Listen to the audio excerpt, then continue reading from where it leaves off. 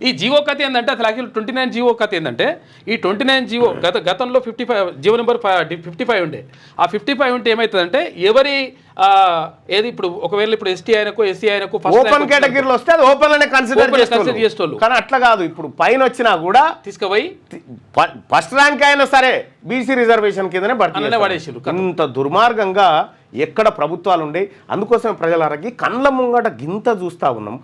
ఉద్యోగాలు మన పిల్లలకు మనం కాయకష్టం చేసి చదివిపించిన పిల్లలకు రావాల్సిన ఉద్యోగాలు దొంగతనంగా ఎత్తుకపోతా ఉంటే కూడా మనం చూసుకుంటా ఇంకా రెడ్డి గారు మెసేజ్ పెట్టినా, రెడ్డి గారు లైక్ కొట్టరా.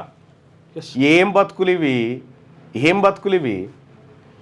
ఇట్లా ఎందుకు తగ్గిందంటే ఇప్పుడు మార్పు వచ్చింది బీసీలలో. ఇప్పుడు మార్పు వచ్చి బీసీలంతా ఒక తాటి మీదకి వచ్చారు. కానీ ఇక ఒకప్పుడు అయితే రెడ్డి గారు మెసేజ్ పెట్టా ఈయన లైక్ కొట్టా అంతే. ఈడ ఇంకా ఆయన పెట్టుడు లేట్ అయితే ఈయననే పెడతాడు ఉల్టా ఆయన గురించి. ఇది ఎట్లా మోసం ఎట్లా అయిందంటే అసలు యాక్చువల్గా 29 జీవోని తర్వాత ఇంకోటి ఏంటంటే కోర్టు ఏమన్నదంటే లేట్ అయింది తర్వాత అట్లా అయిందని చెప్పేసి కోర్టు కూడా మనకు కోర్టులలో కూడా బీసీలకు న్యాయం జరిగింది. కోర్టులలో కూడా ఎస్సీ ఎస్టీలకు న్యాయం జరగదు. నీ జడ్జి ఉంటే ఆడ ఫస్ట్ ఏమైందంటే ఇక్కడ అసలు యాక్చువల్గా నీ జడ్జి ఒకవేళ ఉన్నా ఆయన ప్రయోజనాల కోసం వాళ్ళ దగ్గర ఉంటాడు తప్ప నీకు మెజారిటీ ప్రజల అభిప్రాయాన్ని కాంక్షించడానికి ఎవరు ఉండరు. ఇప్పుడు 100 ఉద్యోగాలు ఉన్నాయి.